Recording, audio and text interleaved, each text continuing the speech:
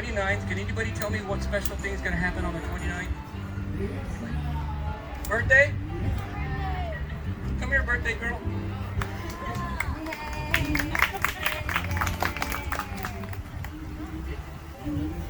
See this right here? See that kind of light colored? It's actually a bright white. When you go up to the rock art, the painting, it's white.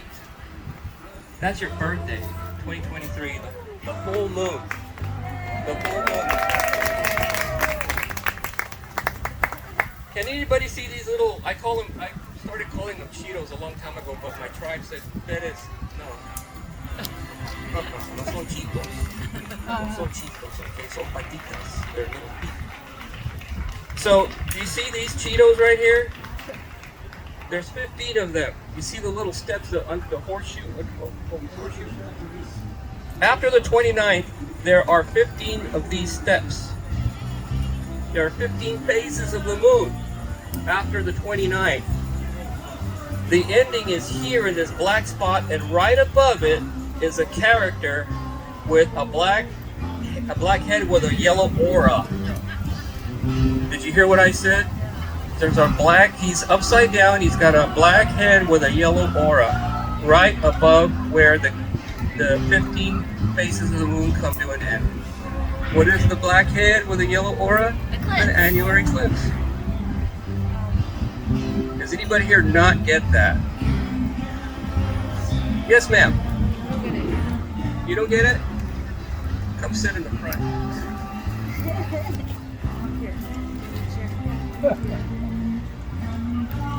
Look at your calendars. Pull up a calendar right now. Full moon on the 29th. 15 days later, the 14th. Boom, an annular eclipse. Now, ladies and gentlemen, does it have to be this eclipse over the state of Texas? No. It can be any eclipse anywhere around the world. The Greeks could do this. Well, we could do it too 2,000 years ago. The Greeks created this thing called the Antikythera mechanism. This is our Antikythera mechanism. We know, we can tell time. So after the 29th, the 30th will be the first step in this direction. Now, are you all allowed to use your phones at all? Anybody? We have grown-ups can use their phones. This is how we found it. This is how we found this eclipse. If y'all follow along with me, please. Can you see, I'm going to draw a face here, a forehead, a nose, kind of a divot. I'm going to just make the divot with the laser. An open mouth and a chin and a neckline. Can you see a face in there? Yeah. A woman's face?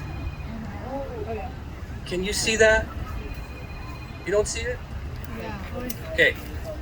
This is her forehead. This is the bridge of her nose. This is her nose. This is her. And then her divot, her open mouth, her chin, and her neckline right here. See that woman's face? If you don't see it, do we see it?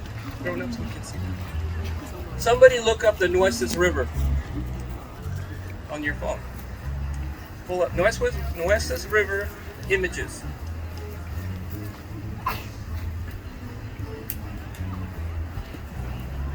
Look for images and look at the entire length of the river. It's a woman's face. You see that? Whoa, it's right there. Look. You see that? What? It's a woman's face. Oh my It looks God. just like what you just showed. Oh no, it's this one right there. See? Oh, okay. Right? Oh, It's yeah. just like what you just showed. It's a woman's face. Now do It's this. crazy. This is really going to split your hair down the middle. Do this. Go type into your phone path of annular eclipse October 14th, 2023.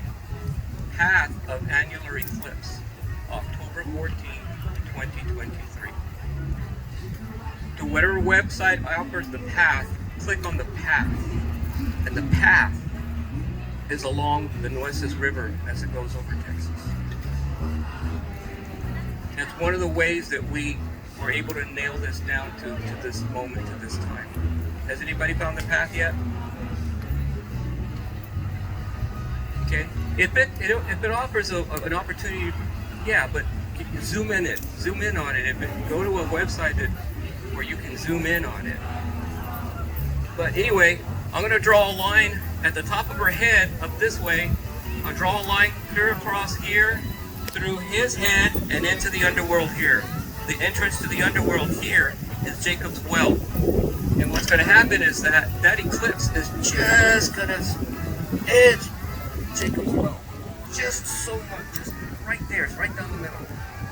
The back of the back side of the eclipse, the northern eastern portion of the eclipse, the very edge where it becomes a partial from your point of view. Okay. You see how the line, this white line, is just north of, just upwards from Jacob's well?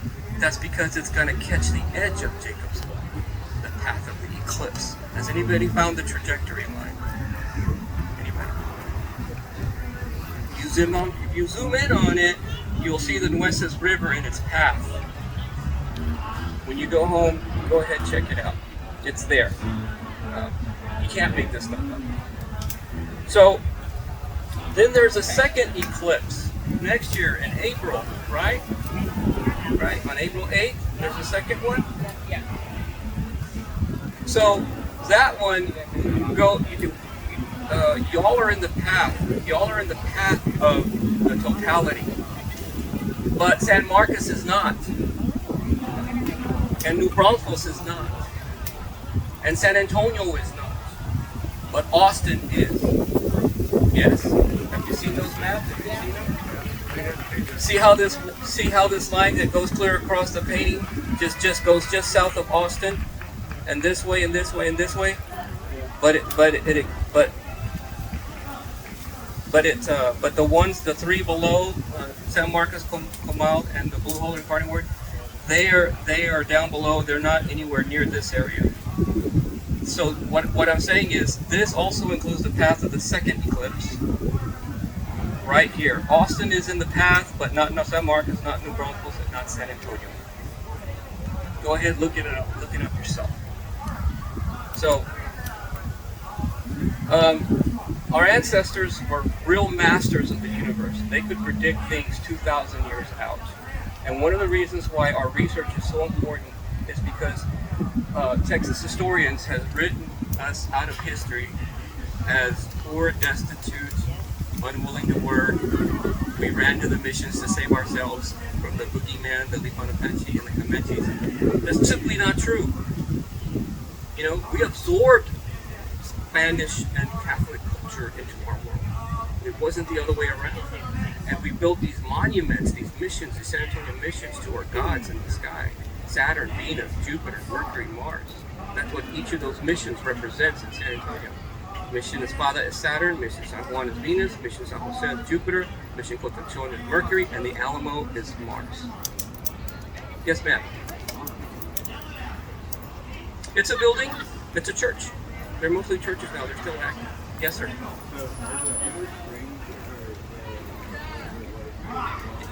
Yeah. Mm-hmm. They are actually they did a little tricky thing here.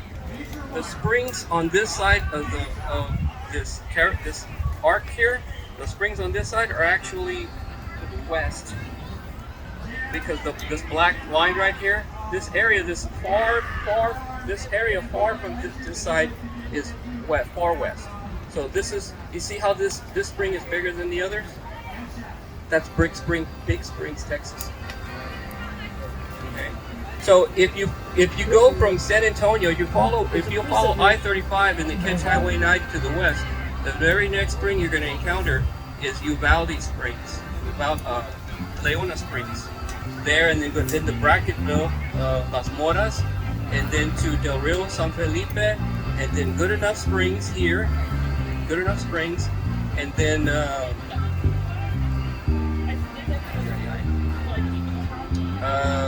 Meyer Springs, and then lastly the springs in Sheffield, Texas. So yeah, it follows exactly along, and some of those highways now go through those roads. we created the first routes through Texas, and then later they became the Camino Real de las Texas, and then the San Antonio, or the railroad, Missouri Pacific Railroad, and then Highway 81. We remember Highway 81, and then I-35. So I just wanted to share that with you to let you know that our ancestors were brilliant, and the reason why we're able to read this painting is because technology, computers, right, algorithms and all that kind of stuff, computers finally caught up with the brain who painted this painting. They're a little slow. The 60s you couldn't have done with 60s technology. Well, I mean, we sent a man on the moon with what amounts to, like a battery from your phone. But anyway, suffice, you can put him on the moon. But in the 60s, 70s, and 80s, and 90s, the technology to be able to do this didn't come around until just the past 20 or so years. That's how smart they were. Now, so smart and so determined, they put these missions on the path of this eclipse. Now, what is it? You have a question, son? So, you said it was 2,000 years old. Uh-huh. And then, did they continue to add to it, or was it 2,000? Oh, what a great question. What a great question. They only added one thing to it. After they painted the initial painting, I don't know if anybody can see it. Well, you can't. It's right here. It's right there. It looks like a black dot inside his body. That's actually white paint. The last thing they added to this painting, conveniently, was the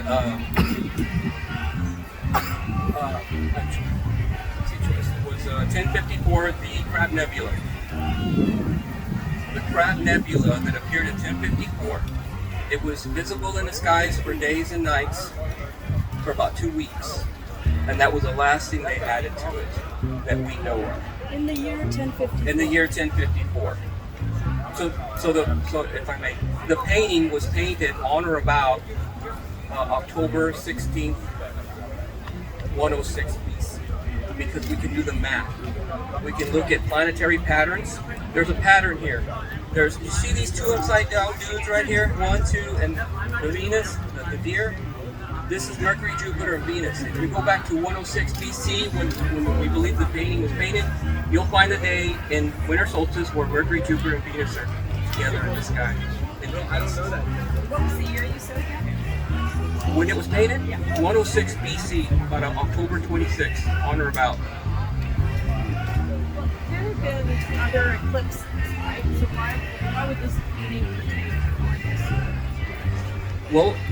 Well, let me go back to how we figured it out. The trajectory line was like the biggest giveaway, over the Nueces River. So there's a second one. It's a twin. They're twins. There's a second one coming. Here's the first going into the underworld here, and here's the second right there. 1 and 2. And what they do is they cut a path across the state of Texas like this, a straight path across there. The next one cuts another path similar to it, but right next to it. Okay? So the center line between both eclipses, over a span of 54 years, is a straight line from the Buttes in San Angelo all the way through Jacob's.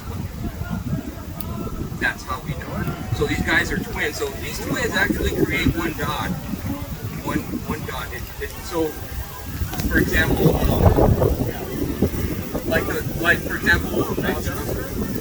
I'll use the Virgin of Guadalupe. Virgin of Guadalupe, it takes approximately 32 years for astronomical events to take place to actually create that. It didn't happen all at once. It happens over a span of time.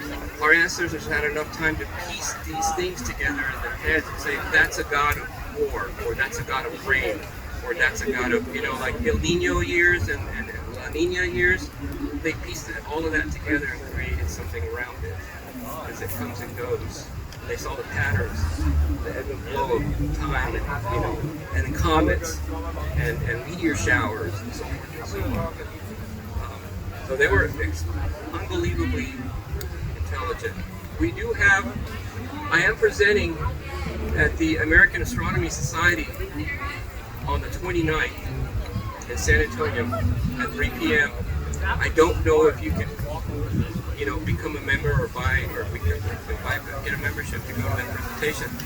But we're going to show conclusively the evidence that our ancestors and the people who built the missions deliberately put these missions in the path of the eclipse. We can prove it. And the reason why we haven't made that information public is because, of course, it's still intellectual property, right? And we want, first of all, we're going to tell the mission Indians themselves first, the descendants first. But we don't want to get this published because we want our ancestors to get all the credit, not some Yahoo that decides he's going to say, well, I'm going to claim that and I'm going to publish it and not give our ancestors the credit for it. Yes, we publish, but it's not our work. It's their work. They're the ones who decided to put these 4 springs along the Valcarces arc painting. Now, yes, sir. Besides the painting, what can you say about the painter, like the artist? Was it a single artist? You know what? The painting, I'll show you. He did a, what's it called? In World War II, there was that character being drawn all over Europe. Kilroy was here? Kilroy was here. Well, they did that. Here is, remember the springs along this way towards on Highway 90? This is Good Enough Springs, which is under the lake. Good Enough. Does anybody know about Good Enough? It's under Falcon? It's under Amistad. It's a spring underneath Amistad Lake. Now look it to the right. You see him right here? That's him. That's here, Kilroy. Because that's where the painting sits, just north of Lake Amistad. I mean, just west of it, north and west of it. But what we call that, and what indigenous call that in cultures, that's called everlasting man. And the everlasting man is a process of passing on information from generation to generation to generation to generation.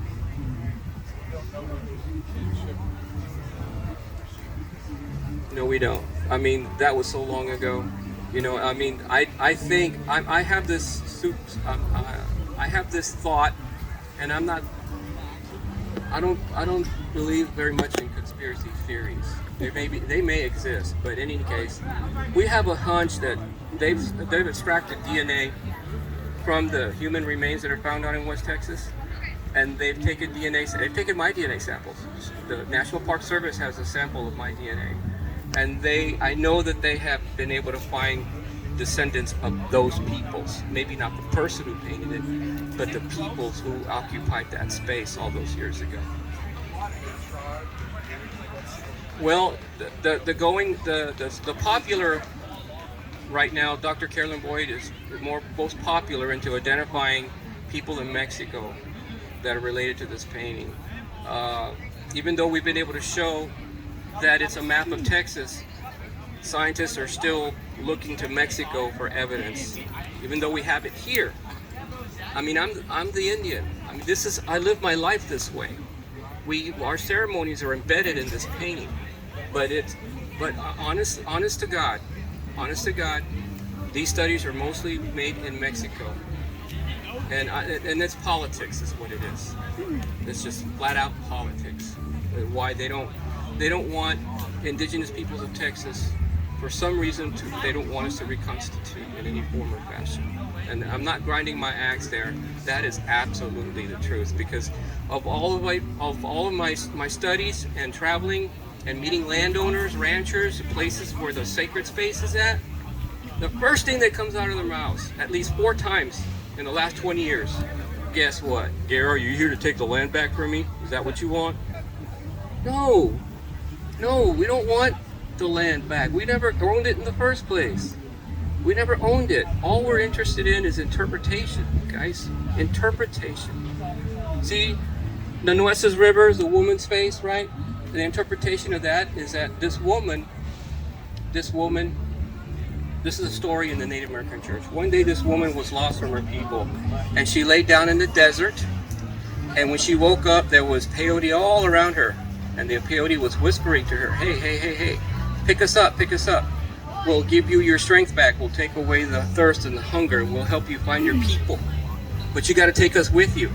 And so that's how the Native American church propagates. So the next time you hear that story, if it's a Cheyenne, then the woman was Cheyenne. If she was Comanche, then it was a Comanche woman who was lost. You feel me? So all along South Texas, from her forehead all the way to her nose or her mouth. By the way, this is where I-35 is, right here. All of this to this, all along Texas, this side of Nueces River is where the peyote grows. That's her open mouth, and she was eating it. You know, she woke up, she walked away. I used to play with the tribes. Oh, that was bad. I used to play with some of these guys and say, hey, Gary, do you know that story about the first woman who found medicine? I said, yeah, we know where she is right now and what direction she's headed. And they're, come on, it's just no, it's not just a story. It's in Nueces River. And I show them, they're like, wow, this is from Texas. We tell the story back home in Canada. We didn't know where this all came from. Well, it came from Texas. It came from these springs, Yanawana, these springs. It came from this earth monster here. If you've ever heard of people interpreting this as an earth monster, we found it. We found it. We found the earth monster. I'm not going to tell you, I'm not going to pinpoint exactly where it is, but I will tell you this. It's what's called at the, it's at a location called the Geographic Center of Texas. No, it's Mercury, Texas. Mercury, Texas. Now, what we do know about this earth monster, when you look at the geography around that area, you'll find that the hills make weird formations, strange formations. When you zoom down, you know, on Google Earth, you'll see a butterfly, and you'll see a wasp, and you'll see a bat around that area. Well, from above looking down, bird's eye view, that's what you'll see, a butterfly. So what we've been able to add to the story now, since I started doing this study, we know now that before the Mother Earth hardened into what she is today, Earth, she was a cocoon. Judging by the geography around her, she was a cocoon. The world started there. That's a world started right there inside a cocoon. You and me and our mother's cocoons. You know, animals, the whole thing. All right, I think that's all I can say. So yeah, both eclipses are in the painting. They're coming, and God bless us all for being alive to see it. Any more questions? Yeah, you're welcome. Thank you. I'm happy to speak to anyone who wants to talk about it. I love this stuff. It's my ancestors. I'm championing it here for them. Thank you so much. You know? Okay.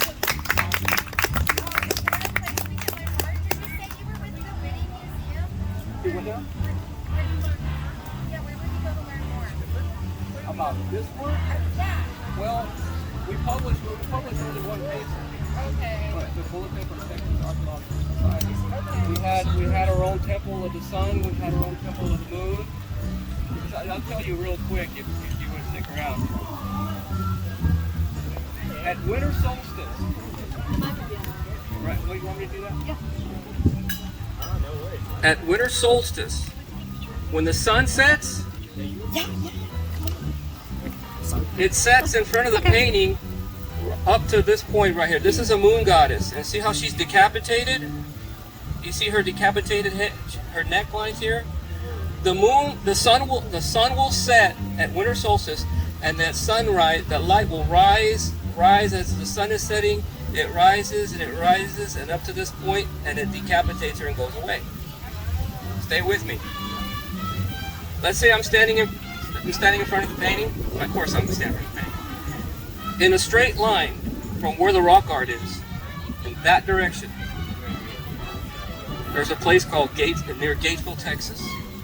The Twin Buttes at Gatesville, every 19 years, in a straight line towards Gatesville, the full moon will rise between those buttes in Gatesville and cross over the skies of Texas. So as immediately after the sun sets every 19 years and decapitates her, the moon rises between the buttes in Gatesville and goes over Texas. That's in our paper.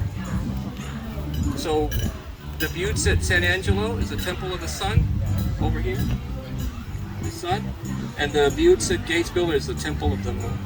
So what our paper says is that we didn't have to raise corn to raise people to build us pyramids or to build us like in Mexico.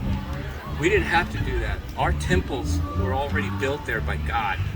And so those are the places that we go to every year to pray, to sing to the sunrise, to sing to the moonrise. So we're still doing our thing 300 years later. I'm not saying no harm done, but yes, ma'am. Are you going to be at your presentation at the San Marcos, the Second Springs Island? No. We would, the creation story there has been taken out of geographic context, and I can't answer to that or speak about it. Yeah, I first heard an interpretation of that there about 5 years ago. Yeah, it's been a while since I've been back there to do that interpretation, but yeah. Okay, thank you.